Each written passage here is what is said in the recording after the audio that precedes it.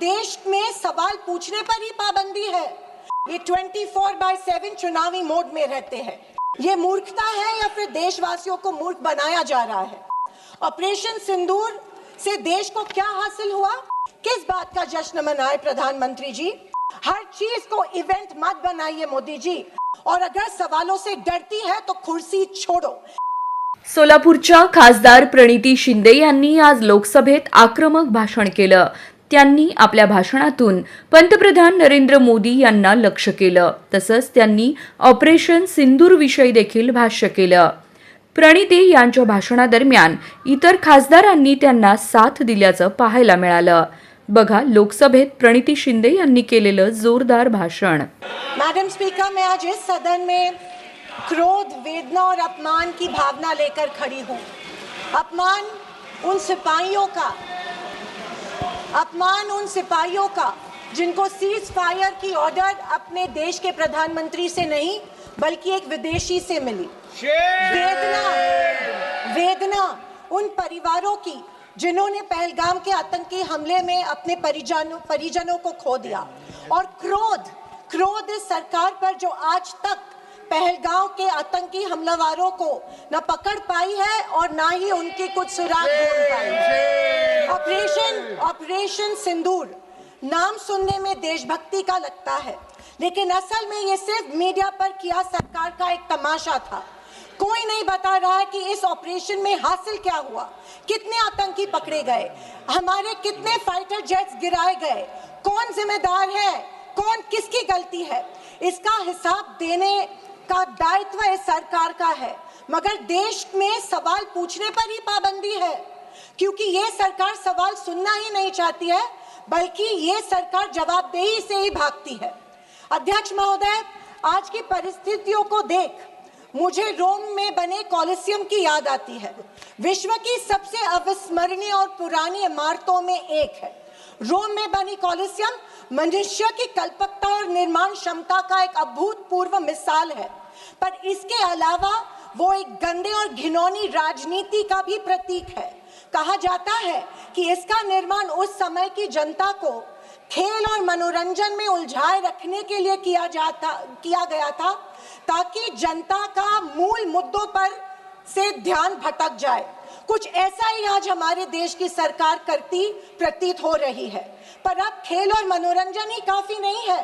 किसी महत्वपूर्ण इलेक्शन के पहले आतंकी हमला और फिर सरकार की जवाबी कार्रवाई। आतंकी आए कहां से, कहां गए, ये सरकार को कुछ नहीं पता, पर हमें पड़ोसी देश पर आक्रमण करना है और उसके आधार पर वोट बटोरने हैं। पहलगाम के आतंकी हमले में मारे गए बेगुनाहों की अभी चिता भी ठंडी नहीं हुई थी कि देश के प्रधानमंत्री बिहार में चुनावी रैली संबोधित करने गए। कोई जिए कोई मरे, इनको कुछ फर्क नहीं पड़ता। ये 24/7 चुनावी मोड में रहते हैं। फिर साहब की मार्केटिंग की तरकस से आया नया तीर, ऑपरेशन सिंदूर। मुझे हमारी सेना की बहादुरी पर बिल्कुल संदेह नहीं है। मुझे हमारी सेना की बहादुरी और वीरता पर बिल्कुल संदेह नहीं है, पर इस सरकार की दुर्जनता की सीमा देखिए कि सेना के जवानों को लड़ने जरूर भेजती है, पर हमला होने के पहले दुश्मनों को आगाह भी कर देती है। हाँ, ये हमारे परराष्ट्र मंत्री का बयान था। क्या यही कारण है कि हमारे जेट्स दुश्मन के द्वारा गिराए गए? क्या ये हमारी सेना के जवानों के जानों के साथ खिलवाड़ नहीं थी? खैर, जो इंसान मानता हो कि इस सेना के जवान की तुलना में एक व्यापारी ज्यादा खतरा मोल लेता है, उससे हम अपेक्षा ही और क्या करें। ये मूर्खता है या फिर देशवासियों को मूर्ख बनाया जा रहा है? ऑपरेशन सिंदूर से देश को क्या हासिल हुआ?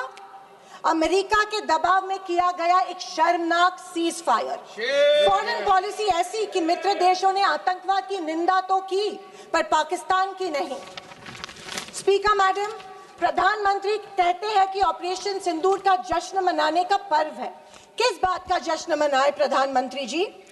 हमले के पहले आपके विदेश मंत्री दुश्मन को हमले की पूर्व सूचना देते, उसका जश्न मनाए, इसी का असर ये था कि हमारे जेट्स गिराए गए, क्या इसका जश्न मनाए?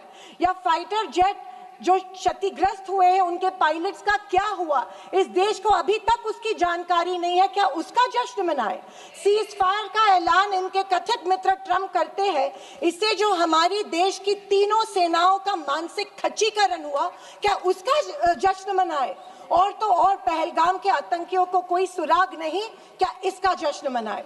इंटरनेशनल कम्युनिटी में भारत की छवि इतनी कमजोर अब तक कभी नहीं हुई थी।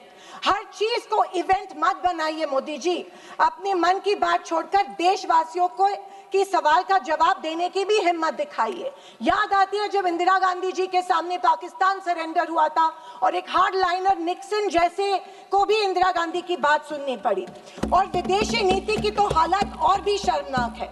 हमारे पड़ोसी नेपाल, बांग्लादेश और श्रीलंका जो कभी भारत के सबसे करीब थे, आज हमारी पीठ पीछे चीन से हाथ मिला रहे हैं। एक समय था जब भारत के पास नेबरहुड फर्स्ट की नीति थी और आज हमारे पड़ोसी हमें लास्ट प्रायोरिटी मानते हैं। स्पीकर मैडम, विदेश जाकर इंडियन डायस्पोरा के साथ तस्वीर खिंचवाना ही विदेश नीति बन गई है। अब यह सरकार प्रश्न पत्र भी खुद बनाती है और उत्तर भी खुद तय करती है। जनता से कोई संवाद नहीं, पार्लियामेंट में कोई ट्रांसपेरेंसी नहीं। ये सरकार केवल प्रचार की मशीन बनकर काम कर रही है। पहलगांव के शहीदों के परिवारों को जवाब कौन देगा? सरकार की कूटनीति की असफलताओं को जवाब कौन देगा? चीन की बढ़ती घुसपैठ और पड़ोसी देशों की बेरुखी का जवाब कौन देगा? अगर सरकार जवाब नहीं देती है तो सरकार को सत्ता में बने रखने का कोई अधिकार नहीं है। विपक्ष का हर सांसद लोगों के सवालों को उठाता रहेगा और अगर सवालों से डरती है तो कुर्सी छोड़ो। ये कुर्सी, ये पद जवाबदेही का है, सिर्फ इवेंट सेलिब्रेशन का नहीं है। और अंत में मैं इतना ही कहना चाहती हूँ कि आवाज न सुनी हमारी, कुछ गम नहीं। आवाज न सुनी हमारी, कुछ गम नहीं। मजलूमों की चीखें तो सुन लीजिए।